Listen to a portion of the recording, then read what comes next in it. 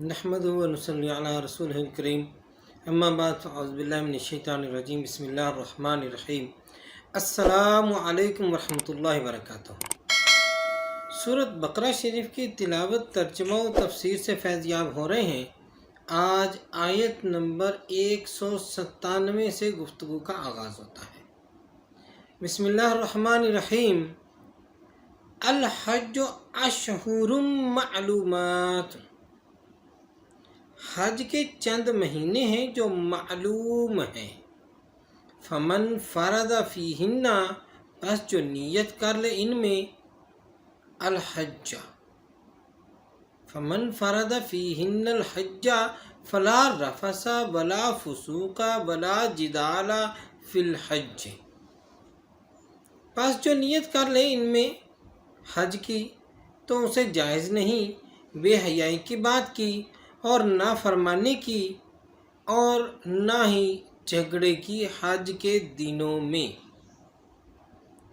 یہ حج کے مہینے شوال، ذوالقعدہ اور ذی الحج کے 10 دن کہلاتے ہیں۔ اس میں تمام چھوٹے بڑے گناہ، ظاہر پوشیدہ، جھگڑا، تمام چیزوں سے روک دیا گیا ہے تاکہ حج کا حقیقی مقصد یعنی تربیت نفس ضائع نہ ہو بلکہ حاصل کیا جا سکے۔ وَمَا تَفْعَلُوا مِنْ خَيْرٍ يَعْلَمْهُ اللَّهُ، اور جو تم نیک کام کرو اللہ تعالیٰ اسے خوب جانتا ہے۔ وَتَزَوَّدُوا فَإِنَّ خَيْرَ الزَّادِ التَّقْوَىٰ، اور سفر کا توشہ تیار کرو، سب سے بہتر توشہ تو پرہیزگاری ہے۔ وَاتَّقُونِ يَا أُولِي الْأَلْبَابِ، اور ڈرتے رہو مجھ سے اے عقل مندو، یعنی جو نیک کام تم کرتے ہو جسے کوئی اور نہیں دیکھتا، یا جن مشتعل جذبات کو تم سختی سے روکے ہوئے ہو، جس کا اندازہ دوسرے نہیں کر سکتے، اللہ تعالیٰ تمہارے ہر عمل کو دیکھ رہا ہے اور اپنے نفس سے تمہاری کشمکش کی نوعیت کو بھی خوب جانتا ہے، اس کیفیت کو بھی خوب جانتا ہے جو تمہاری اور تمہارے نفس کے درمیان کشمکش کی وجہ سے پیدا ہو رہی ہے۔ اللہ تعالیٰ تمہیں اس بات کا اجر عظیم ضرور عطا فرمائے گا۔ اگلے حصے میں ایک اور فرمایا، عرب کے اکثر لوگ خصوصاً اہل یمن کا یہ دستور تھا کہ جب حج کی نیت سے گھروں سے نکلتے تو سفر خرچ ساتھ نہ لاتے اور اس کو توکل کے خلاف سمجھتے اور راستہ میں لوگوں سے بھیک مانگا کرتے۔ مسلمانوں کو اس غیر انسانی اور غیر اخلاقی طریقہ کار سے روک دیا گیا اور حکم دیا کہ زیادہ راہ لے کر چلا کرو، کسی کی خدمت نہ کر سکو تو کم از کم دوسروں پر بوجھ تو نہ بنو۔ ساتھ ہی فرمایا بہترین توشہ تقوی ہے، بہترین توشہ تقوی ہے جو آخرت میں کام آتا ہے۔ لیس علیکم جناح ان تبتغوا، تم پر کچھ حرج نہیں اگر تم تلاش کرو، فضلا من ربکم، اپنے رب کا فضل، رزق۔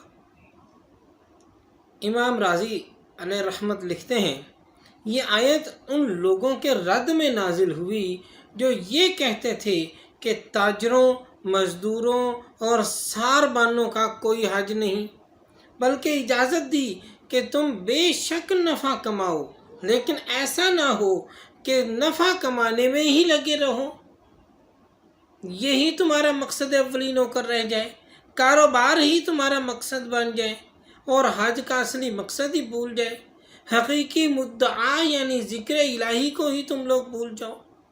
یہ فرمایا یعنی دوران حج اجازت ہے اللہ تعالیٰ کی طرف سے کہ تم لوگ اللہ کا رزق تلاش کرو، اللہ کا فضل تلاش کرو، کاروبار کر سکتے ہو، لیکن کاروبار تمہارا مطمع نظر نہیں ہونا چاہیے، یہ رزق تمہارا مطمع نظر نہیں ہونا چاہیے، بلکہ تمہارا مطمع نظر اللہ تعالیٰ کی خوشنودی ہونا چاہیے۔ اور تم اس کاروبار کے چکر میں عبادت کو بھول نہ جانا، اس کاروبار کے چکر میں حقیقی مدعا یعنی ذکر الہی کو بھول نہ جانا۔ لیس علیکم جناح، تم پر کوئی حرج نہیں ہے، ان تبتغوا فضلا من ربکم، اگر تم اپنے رب کا فضل تلاش کرو، فَإِذَا أَفَضْتُم مِّنْ عَرَفَاتٍ، اور پھر جب واپس آؤ عرفات سے، فَاذْكُرُوا اللَّهَ، تو ذکر کرو اللہ تعالیٰ کا، عند المشعر الحرام، مشعر حرام کے پاس، مزدلفہ، مشعر حرام یعنی مزدلفہ کے پاس، وَاذْكُرُوهُ كَمَا هَدَاكُمْ، اور ذکر کرو اس کا جس طرح اس نے تمہیں سکھایا، وَإِن كُنتُم مِّن قَبْلِهِ لَمِنَ الضَّالِّينَ، اور اگرچہ تم اس سے پہلے گمراہوں میں سے تھے۔ حکم ہوتا ہے جب عرفات میں حاضری کا فرض ادا کر کے وہاں سے چلو تو مزدلفہ میں اللہ کا ذکر کرو، اس کی تسبیح و تحلیل میں وقت صرف کرو۔ حاجی 10ویں کی رات یہاں بسر کرتے ہیں۔ مشعر حرام اس مسجد کو کہتے ہیں جو وادی مزدلفہ کے ایک پہاڑ قزح پر واقع ہے، جہاں امام قیام کرتا ہے۔ اگرچہ سارا مزدلفہ سوائے وادی محشر کے موقف ہے، لیکن مشعر حرام اور اس کے قرب میں وقوف زیادہ ثواب کا باعث ہے۔ ثم افیدوا من حیث افاد الناس، پھر تم بھی اے مغروران قریش وہاں تک جا کر واپس آؤ جہاں جا کر دوسرے لوگ واپس آتے ہیں، واستغفر اللہ، اور معافی مانگو اللہ تعالیٰ سے۔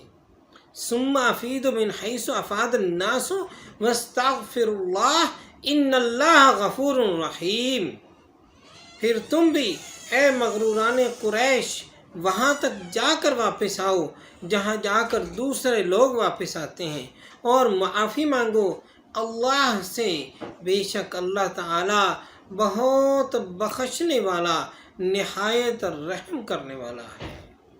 قریش اپنے لیے یہ حد تک محسوس کرتے تھے، حد تک سمجھتے تھے کہ دوسرے لوگوں کی طرح وہ بھی عرفات کے میدان میں وقوف کریں، اس لیے وہ مزدلفہ ہی میں ٹھہرتے اور اس کی وجہ یہ بیان کرتے نحن اہل اللہ ووطان حرمہ، یعنی ہم اہل اللہ ہیں اور اس کے حرم کے باشندے ہیں۔ اللہ تعالیٰ کو ان کا یہ مغرورانہ انداز پسند نہیں آیا اور انہیں حکم دیا کہ جہاں سے لوگ لوٹتے ہیں وہاں سے ہی تم بھی لوٹو۔ حج تو ہے ہی سب باطل امتیازات مٹانے کا، سب جھوٹے تفاخر ختم کرنے کے لیے۔ اگر آج بھی تم اپنی برتری کے نشے میں مست رہو گے تو مساوات انسانی کا صحیح مظاہرہ کب ہوگا، اور تم یہ اہم سبق کیسے یاد کرو گے؟ فَإِذَا قَضَيْتُم مَنَاسِكَكُمْ، اور پھر جب تم پورے کر چکو حج کے ارکان، فَاذْكُرُوا اللَّهَ، تو اللہ تعالیٰ کو یاد کرو، كَذِكْرِكُمْ آبَاءَكُمْ أَوْ أَشَدَّ ذِكْرًا، اللہ کو ایسے یاد کرو جس طرح اپنے باپ دادا کا ذکر کرتے ہو، بلکہ اس سے بھی زیادہ ذکر الہی کرو۔ فَمِنَ النَّاسِ مَن يَقُولُ رَبَّنَا آتِنَا فِي الدُّنْيَا، پس کچھ لوگ کہتے ہیں اے ہمارے رب دے دے ہمیں دنیا میں ہی سب کچھ، وَمَا لَهُ فِي الْآخِرَةِ، اور نہیں ہے اس کے لیے آخرت میں من خلاق کوئی حصہ۔ کچھ لوگ ایسے ہیں جو کہتے ہیں کہ ہمیں دنیا میں ہی سب کچھ عطا کر دیا جائے اور آخرت میں ان لوگوں کا کچھ حصہ نہیں ہے۔ اس پچھلی آیت میں ایک اور جاہلانہ رسم کا بطلان کیا جا رہا ہے۔ یہ لوگ جب حج سے فارغ ہوتے تو بیت اللہ کے پاس مجلسیں منعقد کرتے جن میں وہ اپنے باپ دادا کی تعریفوں کے پل باندھا کرتے۔ حکم ہوتا ہے اپنے رب کریم کو یاد کرو جیسے اپنے باپ دادا کو ذوق و شوق سے یاد کیا کرتے ہو۔ او اختیار کے لیے نہیں ہے بلکہ ترقی کے لیے ہے، اور بل کا ہم معنی ہے، یعنی بلکہ ان سے بھی زیادہ اللہ تعالیٰ کو یاد کرو۔ اور اگلے حصے میں مشرکین کی ایک خاص بات کو بیان فرمایا کہ مشرکین کو آخرت پر ایمان نہ تھا، آخرت کی زندگی پر کچھ یقین نہ تھا، وہ اسی زندگی کو سب کچھ سمجھتے، اس لیے حج کرتے وقت اور دوسرے خاص اوقات میں دنیا کے متعلق ہی سوال کیا کرتے، دنیا کے متعلق ہی دعا کیا کرتے۔ اس کے برعکس مومن صرف دنیاوی منافع اور مقاصد پر اکتفا نہیں کرتا بلکہ دنیا و آخرت دونوں کے لیے وسیع دامن پھیلاتا ہے۔ چنانچہ اللہ تعالیٰ نے یہ ان کو ہدایت فرما دی اور ساتھ ہی ان کی اس خاص صفت کو بھی بیان فرما دیا کہ یہ لوگ جو آخرت پر یقین نہیں رکھتے ہیں، یہ کہتے ہیں کہ ہمیں دنیا کی ہی ساری چیزیں عطا کر دی جائیں اور جو کچھ دینا ہے وہ دنیا میں ہمیں دے دیا جائے، تو پھر ایسے لوگوں کے لیے آخرت میں کچھ حصہ نہیں ہے۔ وَمَا لَهُ فِي الْآخِرَةِ مِنْ خَلَاقٍ، تو پھر ان کے لیے آخرت میں کچھ حصہ باقی نہیں ہے۔ اس کے ساتھ ہی آج کی نشست اختتام پذیر ہوتی ہے۔ اجازت چاہتے ہیں۔ السلام علیکم ورحمۃ اللہ وبرکاتہ۔